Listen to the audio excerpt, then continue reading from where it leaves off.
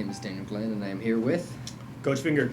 Today we're going to be doing a sort of hot one style challenge. We got some hot wings right here in front of us, 3 bowls. So here's how this is going to work, just for you. You want to go through all 3 wings without taking a drink of your water or reaching for a palate cleanser barbecue wing that we have. Gotcha. As soon as you make it to the end, as soon as you take a bite of that, everything is off. You can take a drink of water. You can go for that because that one is really bad. Okay. So, first question. What is your favorite sport to coach? I think each sport brings its own dynamic to it. So I can't say one is over the other because everything that I coach is so different. But what I do love about coaching is the moves and counter moves you make towards your opponent, whether it's football, looking on an offensive side, and then, trying to think of a defensive scheme, or vice versa. If you're on defense and you're trying to stop offense, So, and then baseball, it's very, very similar. It's moving pieces around. You want to try to put the players in the best positions as possible, and that just comes with, the territory of, the chess pieces being able to move here. Because in a match, this player might be able to be better here, but then against another opponent, they might be even better over here. And with coaching basketball, it's the same thing. So I can't say I really like one over the other, but what I do love about coaching is the thinking part of it. The think part like a game of chess. You got to think about what your other opponent is about to do, what they're going to anticipate you to do, so that you can move around that. Yes.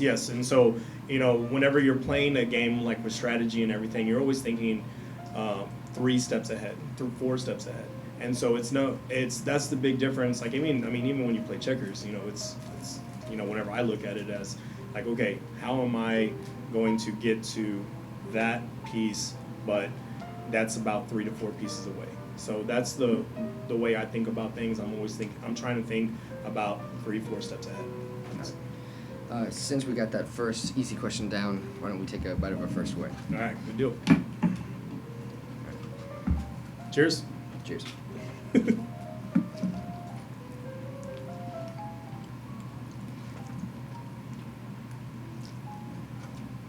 Sounds pretty good. Starting off mild, not too bad. You good if I eat this whole thing?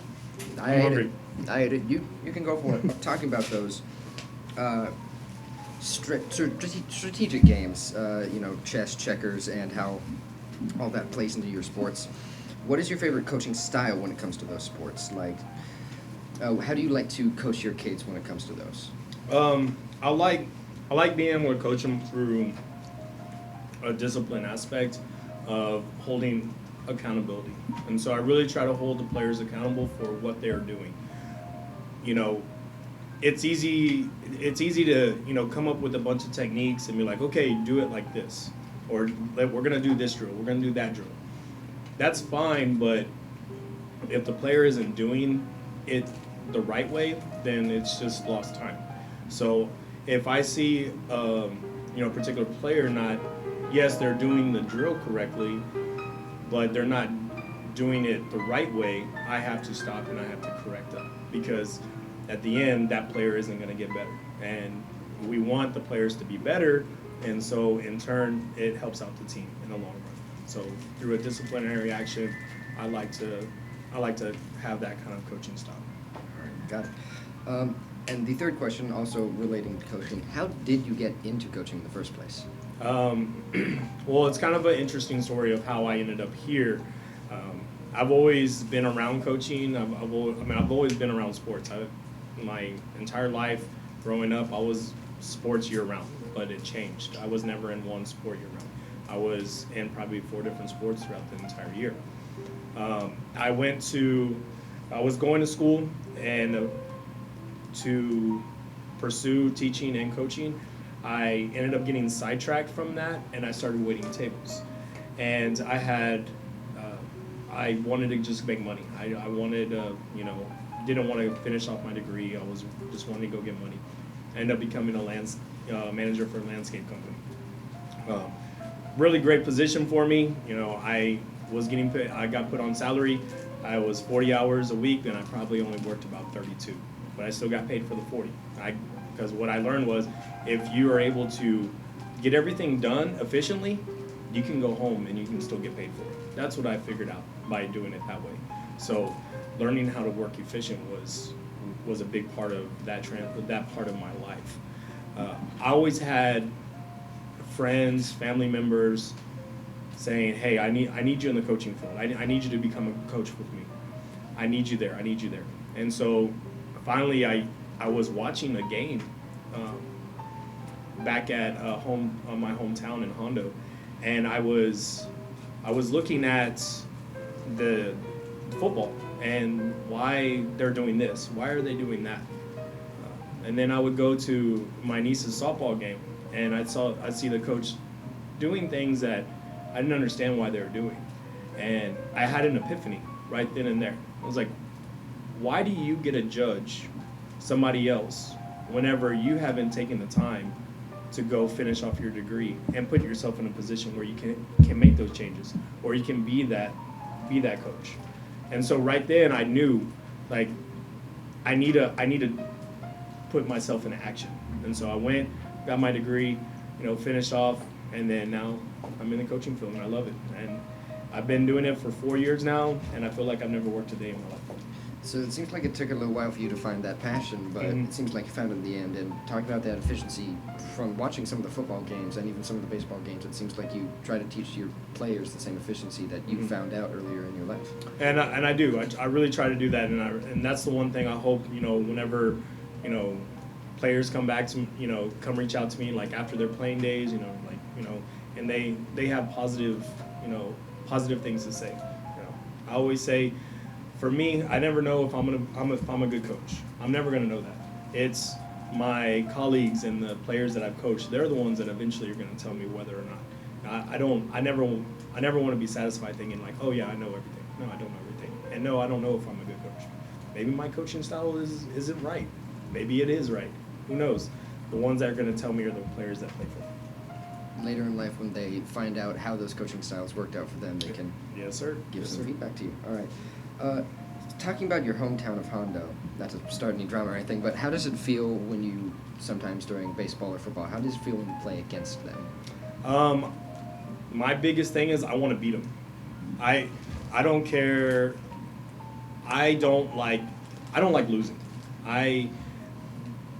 The one thing that I took from my playing days is I want to win. I want to win the right way, but I do not like losing. It's an old added saying, I hate losing more than I love winning, and I really feel that a loss really hurts my soul, and I feel like it takes something away from me. So I try to coach, and everything I'm doing, I want to win, and yeah, going against like a hometown Hondo, I just want to beat them. I don't care. If I can beat them by 50, I would love to beat them by 50, but. We played them in football a couple times, and it was the other way around, and I felt bad. It eats away at me, but just like all losses do, they eat away with it. But when I go play Honda, I want to beat them. Well, let's hope you do beat them one day by that 50-point total. Yes, sir. All right. Next hot sauce. This one after that first question. All right. Cheers. Cheers.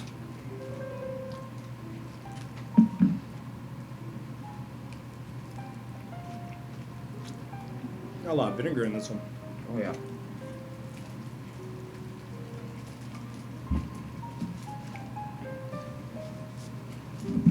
A bit more heat than the last one, but I think that vinegar dilutes it down a little bit. Yeah, it does. Vinegar-wise, it's pretty tasty. That's probably on a day-to-day basis, or like when I go eat wings, that's probably about the heat that I normally am comfortable at. Whenever I sit down. Well, we still got one more after that. No, I know. All right. Next question. Talking about Hondo and your hometown. In your hometown, when you were in high school, you juggled 3 sports. Football, basketball, and baseball. How did it feel juggling all those 3 at the same time? Juggling 3 sports wasn't very difficult, from a sport aspect. Grade-wise, it's always difficult because you really don't ever get that downtime.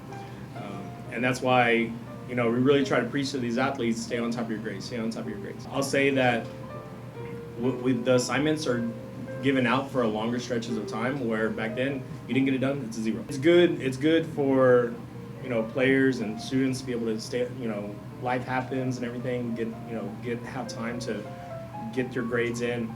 But I mean, that was the hardest part for me. And I share this story, some of the players may know this, but I failed a couple times. And it was my freshman year and my sophomore year. The sophomore year is obviously the freshman year one didn't wake me up.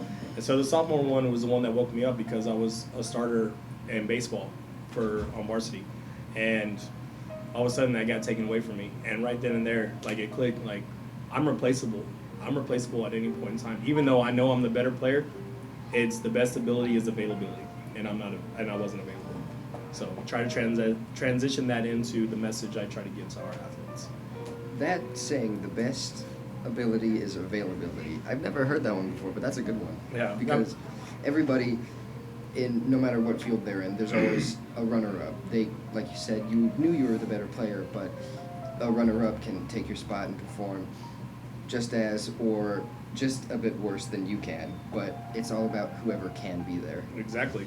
And that's the biggest thing, is if you're not there, then there's no point. Like, you might be the better at what you do, but you're not there, so you can't do your job. So at the end, we don't really know. Moving on from high school, you talked about how you went to go get your degree at UTSA, yes? Mm-hmm. How did it feel going back to college and getting your degree to finally start coaching?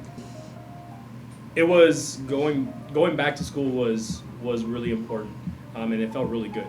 And I had gone to school before, and I had walked on at Angelo State. I got accepted at Angelo State, right after high school, and I went there to go play football. And I walked away from there, and I would go back. When I went back, I had, obviously wanted to get into a different profession, but when I went back, I had so much more, like, in my life going on. I was married, I already had a child, and me setting that example for my daughter of, it doesn't matter, but you still have a goal, you can achieve your goal. That was a huge thing for me. That was a huge driving force. That's why, I did so well when I went back. I had, all A's whenever I went back. It was an exciting time, and having my family, like my wife and my daughter, to be able to go to my ring ceremony and to see me graduate, get my degree from the Alamo Dome, and it was an exciting time. It was pretty neat to see, and it's a great example for it. You said that first time around you went there to play football, yes? Yes. How did that go? It went good. When we're young, we want to make foolish decisions on information that we're not really aware of. And looking back on my decision now, I realized that I was naive and impatient. So the reason why I left was I went to go walk on. I ran my 40s, and so you go to walk on, you have a couple measurables that you have to do. It's speed and strength. And I looking at the times that were ran, let's just say top 10 of the faster guys that were there. And then when we went to the strength portion, this is where I started getting a little frustrated with my counterparts. We were responsible for giving the coaches that were there our numbers that we lifted. I was truthful in the numbers that I lifted, and then I realized that the other players that were trying to walk on, they were trying to get a spot. They were fabricating their numbers. And right then and there, I was like, I don't want to be a part of a program that's like this. What I know now is those people would have been weeded out really, really quickly, because the coaches would have figured out just how fabricated those numbers were. So whenever you get into the weight room, you get onto the playing field, all that would have been shown.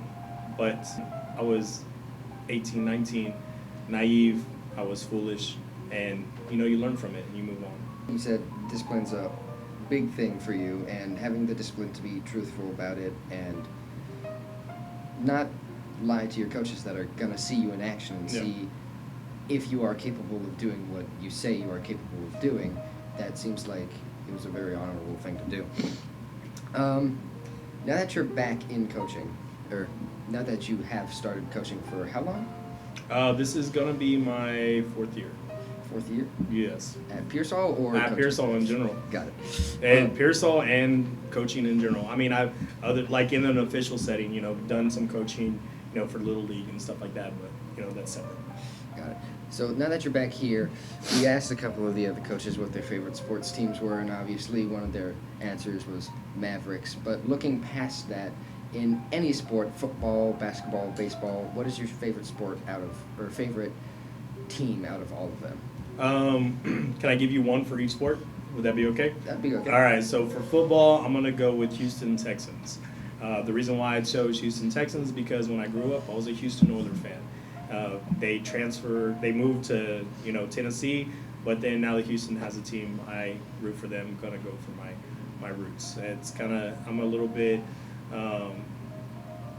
anti of the standard. Everybody wants to go with the Cowboys, and I've always kind of went the other way. That's what both of the answers were from the other coaches. And then so for basketball, mine's Dallas Mavericks. Again, I'm going away from the traditional. Everybody wants to say San Antonio Spurs. I'm not a big fan of the Spurs. I respect the players that they've had, but I really one of my favorite players is Dirk Nowitzki, and he's probably the greatest, European non-native, basketball player to ever play. And then baseball, mine is the Boston Red Sox. Again, anti. We had I watched Houston, Texas, the Rangers, and they've done great things recently. And when I was growing up, it was New York Yankees. Everybody was New York Yankees, New York Yankees, New York Yankees. And who's the rival to New York Yankees? Red Sox. Boston Red Sox. That's right. And so, kind of going back to that anti-establishment type of thing.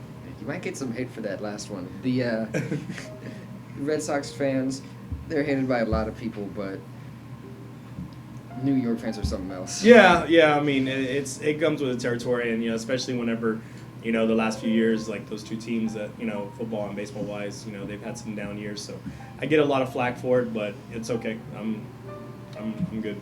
Yeah, right there with you because I'm a Cowboys fan, but a lot of Cowboys fans nowadays are, we're going to go to the playoffs. So no, we're not that bad. But the Cowboy fans that I like are the ones that can see the downsides and see what mistakes we're making, because we've made a couple of them in the past couple of years, and it always comes down to the playoffs where we make it, because we always get there, we never win it. Yeah, and that's what's always fun. Like that's why I like kind of needling, the Cowboy fans, because they're like, oh, it's our year. Okay, sure, yeah. That's what you said for the past 4 years. I mean, it's been 90 since in the 90s since championships have been brought home, but yeah, it's always in good fun. You want to go for the last one? Whenever you're ready, sir. All right, here we go. All right. You cleaning this one, or are we just taking a bite? Let's clean it. Clean it? Yeah. All right. Cheers. Cheers.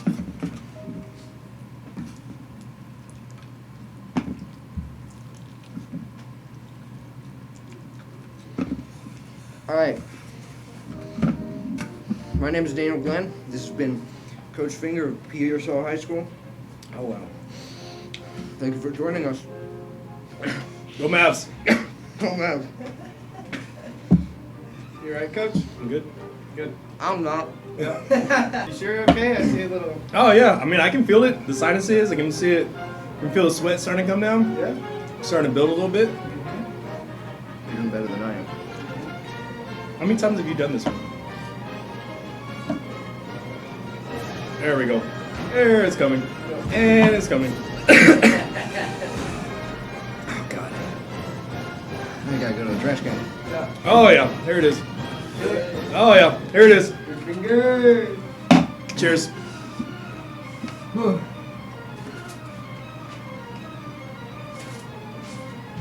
that's not fun. It never gets better. Hey, how's it going? Hey, how's it going?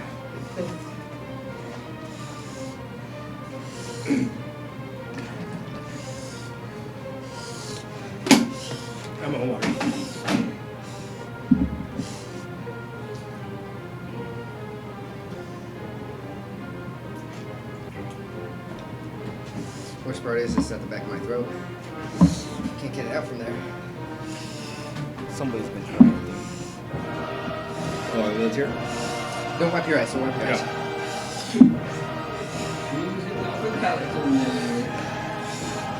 Oh, hi. That's about a curse.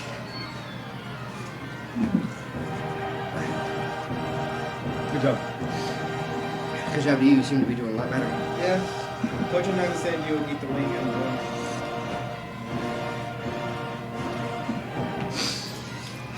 You think you can handle practice later? Oh, yeah. A lot better than Coach Hernandez. How was he doing? He kept complaining about his stomach. Really? Already got the bubbles. Alright, so I think we know who wins. Good finger, congratulations. Good Finger is our winner for our Hot Ones There you go. competition with the coaches. I need to wash my hands off. Yeah. We have some hand sanitizer. You good? Yeah, we're good. All right. All right, thank you. There you go, coach. Thank you. Woo! Yeah, you should have seen me yesterday. And Trey. Oh, that was fun. Let's go. Woo! Oh, yeah. Your face not going down? Lips a little bit. Sinuses are going. Alright, you can feel free to go eat your lunch now. Appreciate it, sir. Later, guys. Thank you. Thank you, Coach.